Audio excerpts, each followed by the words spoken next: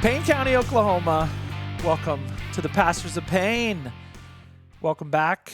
If you're listening for the first time, if you're a member of the Healey family and you've never heard of our podcast, welcome, one and all. I'm Father Brian O'Brien, pastor of St. Francis Xavier Catholic Church here in Stillwater. Normally, I'm joined by my illustrious co-host, highly energetic, highly prayerful, Father Kerry Wakulich, but we're kind of doing just a little. We're taking a break from each other. No, I'm just kidding. But we're doing kind of a couple of interviews. Last week, I interviewed our new youth minister, Kira Ziola, and then we got a very special interview this week. And then Father Kerry's going to be back next week, interviewing one of his focus missionaries. So we did this whole big long series on the Mass, and I think we still have more to say about the Mass, and we'll get to all that kind of as we get later into Lent and into the Easter season, into the summer and all that good stuff. But finally, he's been here for like months. But it's awesome to have with us the associate pastor at St. Francis Xavier, Father Robert Healey. Good morning. Welcome. Good day. Whatever time people are listening. Exactly. So Father Healey came to Stillwater last July 1st, basically. And I want, so people have seen him and know him, and you've been to confession and you've heard him preach and teach and all kinds of stuff. But there's just, as there is with all of us, there's just a lot behind the scenes of kind of a great story of faith and, how a person comes to faith and becomes a priest and all that good stuff. Anyway, so I thought we'd start there. Okay, tell us, we'll start Father Healey. How did you find out you were coming to Stillwater? Well, just like any priest who finds out he's getting a new assignment, I got a call from the bishop, and it was in late March, a year ago, and he said, hey, I'm planning to send you to St. Francis Xavier in Stillwater. I was at St. Anne's in Broken Arrow at the time. All the lovely people at St. Anne's. And shout out. Holy Cross. I was also assigned serving people at Holy Cross for the year.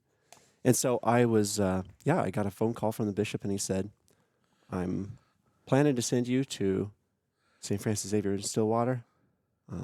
I'll be giving you a call back in a couple of days after I finish making the rounds, because he calls all the priests. Lots of calls. That he's assigned to new assignments, and then there might be a need for a change or a switcheroo or whatever. So he gives them a second call in a couple of days saying, hey, okay, so we're on. Done deal. Yeah. Yeah. When you got that call, you were, what was that, excited, nervous? Did you think it was coming? Did you think you had another year or two at St. Anne's? No, I expected I probably had another year at St. Anne's. I wouldn't say I was nervous. I had all sorts of ideas of what I was getting into in the next year in St. Anne's and stuff, Holy Cross. And so I think I was sad in that sense. It was my first time getting the first time getting move. The call. So I never experienced what that was like, and it was hard primarily because I knew what I was in. I knew what St. Anne's and Holy Cross and what that assignment involved. And so I didn't know what I was going to be coming into. I knew it was going to be great. I knew God had done all sorts of things I couldn't even imagine when I first got the call from the bishop that I was coming to St. Anne's. And so I knew it was going to be awesome, but I didn't have any context yet.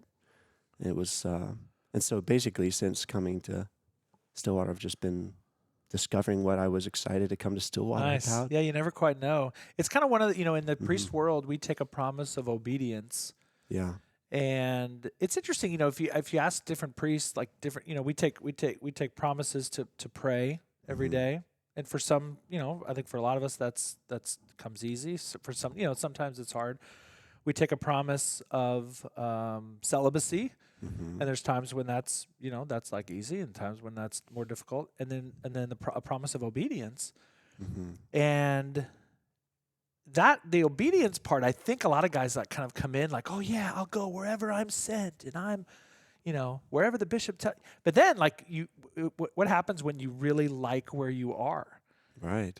And then you get moved, and it happens all the time. I mean, every year when those priest moves come out, there's guys in there who asked to leave. They're ready. They're ready for something bigger or smaller or different.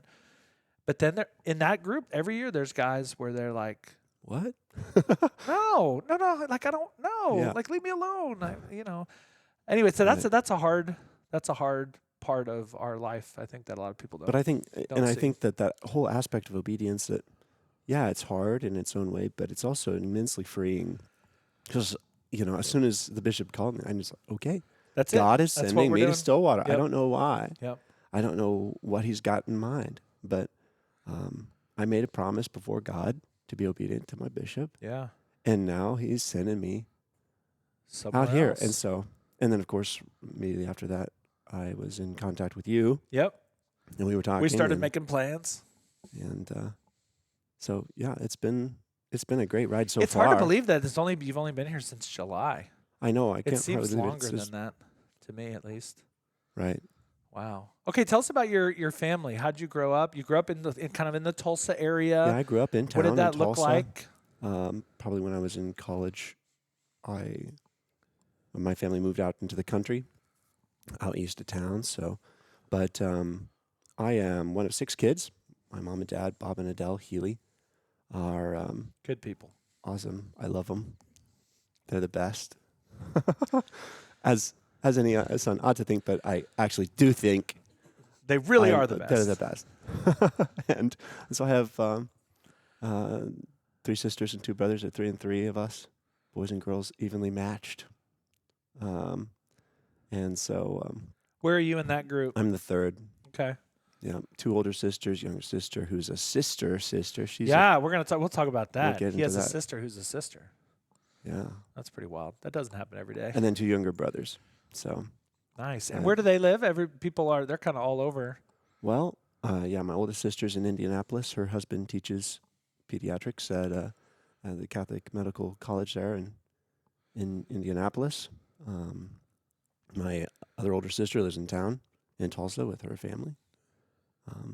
Younger sister is in the Carmelites up in Cincinnati, Ohio, which is amazing. Again, we'll get to that. That's awesome. Yeah. Younger brother who's married and got a young family is in out in Enid. Right next so he's door, actually yeah. pretty nearby. Close by. This yeah. is fun. And then my youngest brother is living adjacent to my parents and working with my dad, and it's really good. That's So awesome. Tell everybody what your dad does. This is a fascinating. My dad runs Grillblazer. Grillblazer. It's I don't know if you've ever heard of it. Grillblazer.com. It's basically a gun that shoots fire, which is so cool. What is And the it's- practical purpose? The of practical purpose of it is starting a charcoal grill. Like most people who cook with charcoal use a chimney, a charcoal chimney, and it takes forever. Or they pile the charcoals up and they pour lighter fluid all over Yeah. it, which is Yeah. This is Then a you more taste efficient different. way of. so. Yeah, no, my dad basically would just with this product, you're able to just put the coals where you want them in the grill, and then light them up, and in 2 minutes have the food, have the meat cooking, and you don't have the. So it's really cool. This episode of Pastors of Pain is brought to you by Grillblazer. Grillblazer.com. Yeah, anyway, Yeah. I think that's Anyway, it's that's- fun. That's It's one fascinating. thing to have it. And he invented it, right? Yeah. Yeah.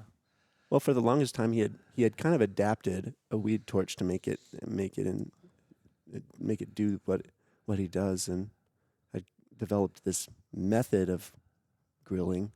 And then he said, "Do you think you That's could?" so interesting. There was one time, it literally was one day that my brothers and my brother-in-law and we were all sitting around talking with my dad, and he said, "You see me do this every time I go out to grill. I start the grill like this, and in 2 minutes I've got the meat on the grill.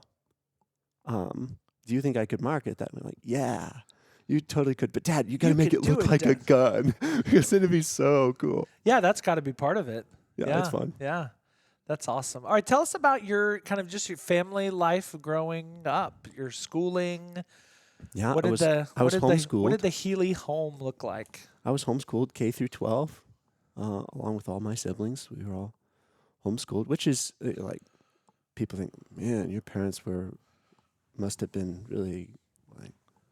Sure, I mean, I don't think it was easy. It was hard hard work and everything. But also one of the things you realize is that by the time you're in third or fourth grade, you're doing the stuff. You're just reading a book, doing the things that you're supposed to do.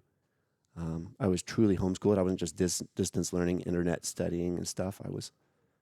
We had our curriculum, we had our books, we had our stuff we had to do the next module in science or whatever. Just keep going, yeah. And just keep going. Yeah. And so especially by the time I got to high school, I was doing my own study. I would come to my mom when I had questions. I had stuff. Most of the time, she's working with one of my younger siblings. So, just pop in when I have a question. We had a school room. Yeah. That we had desks in. Yeah. It was just like an environment where we could Love just it. study. Love it. So you finished high school, and then and then I went to Benedictine College in Atchison, Kansas. You're a big fan. What? You're a big fan. He's a big fan of Ravens. Benedictine. Yeah, I love Benedictine. Tell us about that. Your 4 years there. Really, really good. I studied English and history with an eye to be a teacher. I kind of had, when I was in high school, I kind of hit this fresh theme of like I really was passionate about history, about English and kind of in the grammatical communication aspect of it, but also in the storytelling and the creative writing. I was engaged in writing one-act plays and stuff. And when I was in college, I wanted to kind of take that to the next level. So I wrote a musical when I was in college. I remember that. And put it on with some friends, and it was really cool. It was really fun. But so anyway, while I was in college, I was kind of really thinking of being a teacher. And I got involved in all sorts of things, Benedictine, because it's a good Catholic college, and it's not, one of the things that was a deciding factor for me when I went up there to visit was like they said, we're unapologetically Catholic. You don't have to be Catholic to come here. You don't have to be Catholic to graduate. It's not like we're not a faith test, right? Yeah, but we're not trying to create a bubble either. We're going to be unapologetically Catholic. We are who we are, and love it. And so, we have to study. You have to study some philosophy and some theology as part of the core curriculum of the school. And then there's just the broad variety of people who come there. Some people who come there for sports. They got a good football team, good soccer programs. Our ladies soccer, when I was there, were really doing super. All the sports were doing really well, but they were doing extremely well. Part of the best thing, I would really have to say one of the best things about Benedictine College is President Minnis. Stephen Minnis is Stephen there. Minnis, as a president of the college, he really loves the students, and they know it. And every first day of classes, he was standing on the Raven Walk, which is the big long staircase that goes up from the student union up to the academic buildings, and greeting the students by name. Man of great faith, great love for Our Lady, and great love for his students. And when I got ordained, he came to my. I remember that. Yeah, he was there. He came to my ordination. So that's wild. Was very meaningful. So speaking on the priesthood front, when was that? I mean, I remember Father Healey and I first met. I was a seminarian, and you were a teenager. Altar boy in my parish. And the Healey brothers were sort of these. They were always just serving mass at the cathedral. So I'd come home from break on seminary and go to the the midday mass at Holy Family, and there were the Healeys, just kind of around. And part of the benefit of being homeschooled, you were there every day. Yeah, we just could be about there every day. Yeah, that's awesome. Serve all the time. If there was a special something, didn't have to try to fit it somehow into my. Get out of school, and I mean, you were there. So when kind of priesthood wise, when was that first on your mind, and then when did it really crystallize? Well, I first wanted to be a priest, I think, when I was 7. I mean, I played mass with my siblings. We figured out how to put it together, everything we needed by way of. I didn't have at the time like some genuine little mass kit like they have nowadays. They have these beautiful mass kits. They're just wonderful. They've got a beautiful old chalice, and Saborim and Patton and everything. You know, you can have the whole get up. Well, I had to kind of come up with everything, but we would still Scour play the mass kitchen and for. take tortillas and cut them into circles with That's really Easter funny. eggshells. Easter eggshells make the Oh. perfect, you know, those little plastic Easter eggs. They make the perfect round circles, and you know, Very like we were very nice. creative about it, Yeah, but yeah. we just loved it. And so I would say I wanted to be a priest from a young age. In fact, one of our seminarians, Robert Williams, he and I were really good friends growing Yeah, up, yeah. and we were always talking about what if the end of the world's coming when we're priests one day and blah blah blah and you know, underground sort of stuff. Like now you're we a had priest, this he's imagination, gonna be a and priest. he's studying for the priesthood. He's And the end close. of the world is, you know, maybe right around the corner. So So. you're gonna get your wish.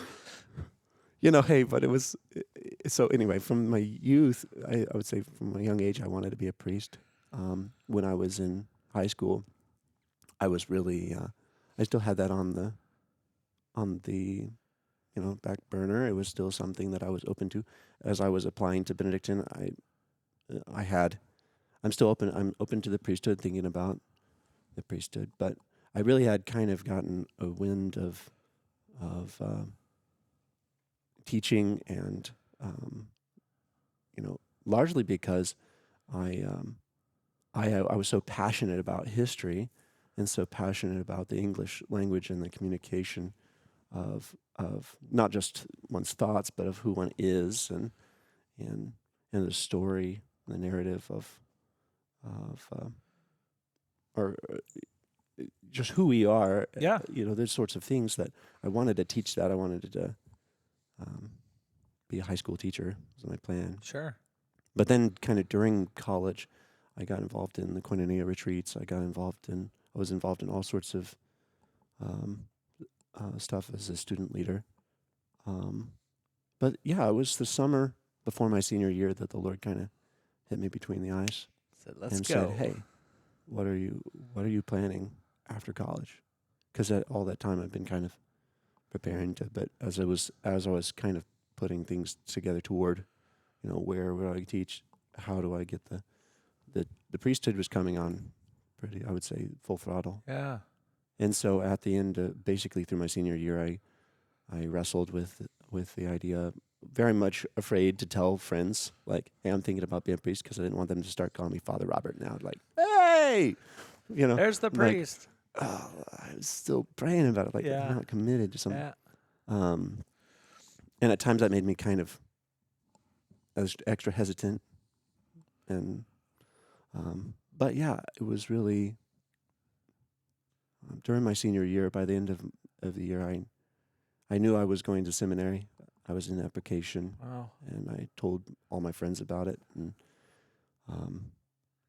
there were about 16 people out of my class That's amazing. who went to convents or seminary. Yeah. Or to religious orders. Love that. Did you look at obviously you're a diocesan priest, a priest of the Diocese of Tulsa. Did you look at were religious orders? Was that like a possibility? They were a possibility, but I think my heart I always knew that either I wanted to be a father of a family, or I wanted to be a father of a parish family.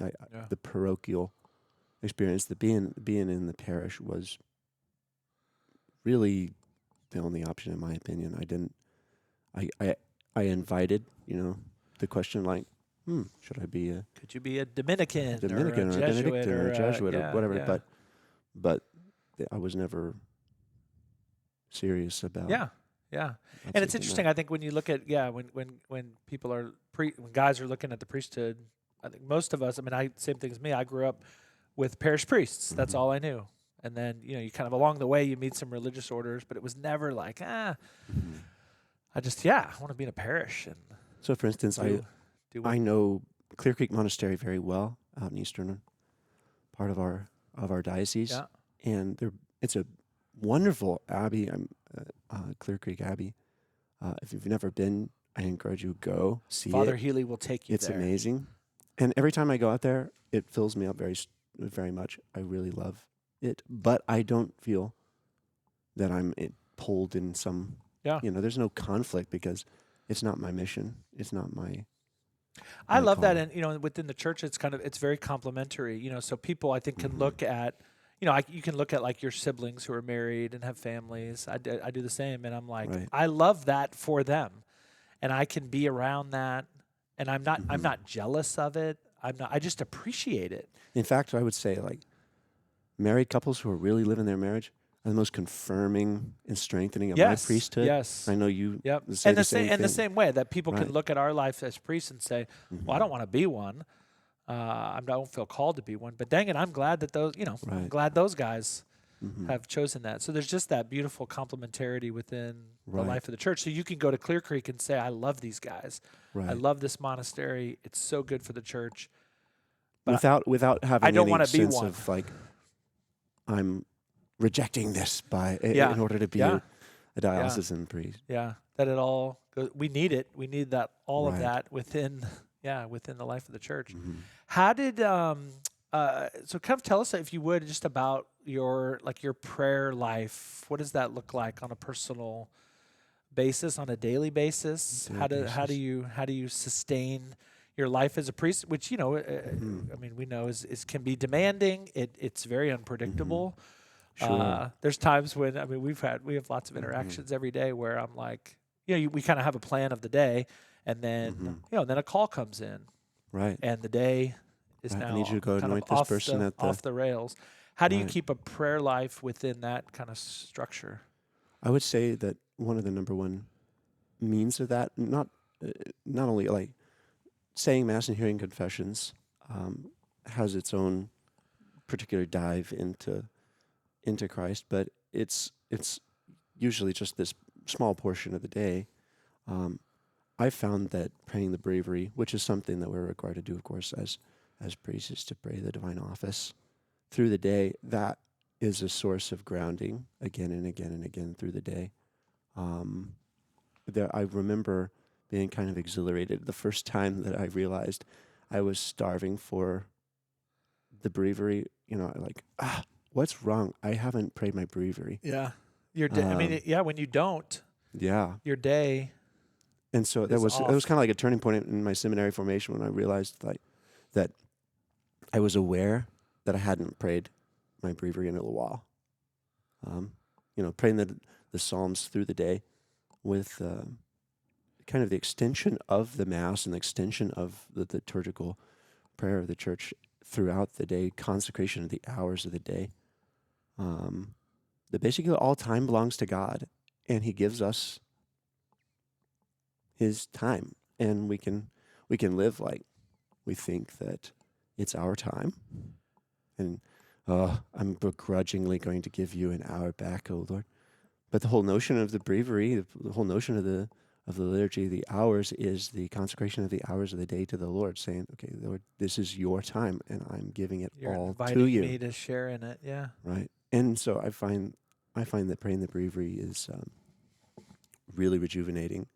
Also, spiritual reading, and the praying of the daily rosary. I think that anybody who wants to become more serious in their prayer, in their life of prayer, in their awareness of what God is doing in their life, hands down, it's like pray the rosary, commit to praying the rosary every day, because there's so much life and there's so much depth in joining our prayer to Our Lady's Prayer and entering into the life of our Lord day in, day out. And so I would say that those are things that are primary. Nice. I'm also I'm trying to learn more, not to try to just, as a priest, it's necessary just to schedule in time. Like it's time to pray, but not to say, well, this isn't my scheduled time, so I can't drop in and say hi. That's one of the beautiful things about Right. working. I mean, living where we live. We have a chapel in our Mhm. house. Mhm. We have the Blessed Sacrament literally right down the hall Right. all day. And so, yeah, those short Mhm. little moments of just, okay, I've got a few minutes.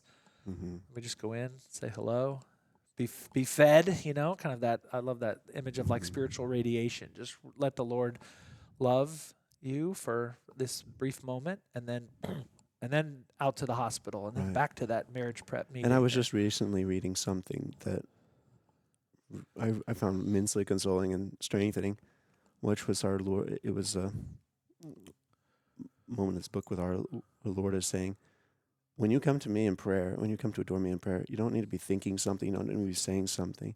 It's coming and loving me just by being there, and trust that in the silence, in the moments that you're there, I'm working inside of you. I'm doing my work. So even if you're just popping in and stopping, and That's a good. Just to stop in the Lord's presence, and not to be doing something or going. Okay, I need to be on my next thing, but just to stop in His presence and allow Him to do something. I find that is a good expression of what we're trying. So what we're trying to do. Yeah.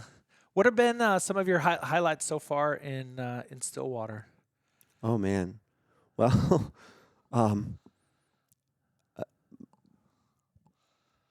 the people.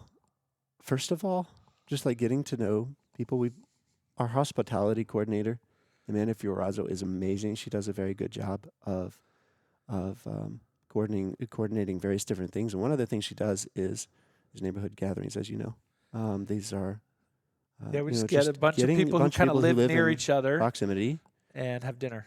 Yep. And so those sorts of things, that has been really good, just for getting to know people. I've been enjoying OSU sporting events and music stuff at the McKnight Center and stuff. But even, I would say, primarily because we know coaches, we know players, we see people there. And so it's not just a sporting event, it's an opportunity to see our people. And so I'm really enjoying just the personal aspect of being in Stillwater.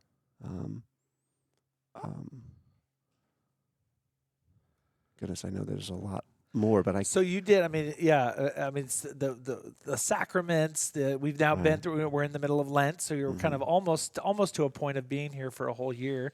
We haven't had an Easter yet or an Easter vigil, but that'll be. And there are these moments that make me very excited, like when I'm walking through the narthex and I hear "O Come, Emmanuel" for the first time. I'm like, yes, we're here. Advent. It's happening.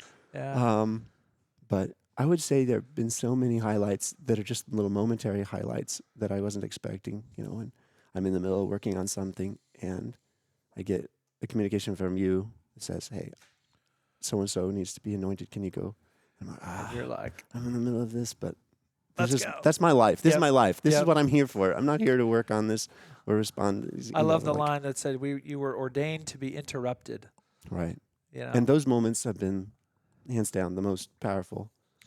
So I mean, you've been here since July 1st, but you've done weddings, baptisms, funerals, English, Spanish. That's been a newer. The Spanish part has been a newer kind of aspect of ministry that you didn't have as much in the sacrament of the anointing of the sick.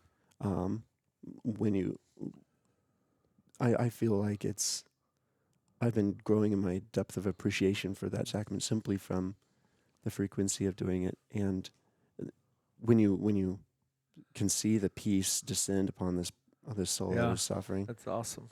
And then 2 days later, you get word that they passed away very peacefully, and the family's deeply consoled and grateful for your coming and all this sort of thing. And it's just like I was the beneficiary. I just walked in here and that's awesome. Got to experience God's love and mercy. So. And then lots of confessions. Lots of confessions. We have so many confessions times here in Stillwater. I love it. I think we counted it up. It's like 12 or 14 hours a week between the two. Between the two parishes. That's awesome. Well, anyway, there's a lot more to Father Robert Healey, but that's all we've got for a half hour or so. But anyway, we'll get him back and kind of talk about there's always just lots of good stuff. I'm so blessed to have him here. And look forward to hopefully many more years working together in the vineyard here in Payne County. But anyway, pray for Father Healey. Pray for his family. Pray for his ministry as a priest. And if you haven't gotten to know him, have him come bless your house, and anoint you, hear your confession. The prayer is mutual. All that good stuff, and he's certainly praying for you. So thanks for joining us. We'll be back next week. God bless.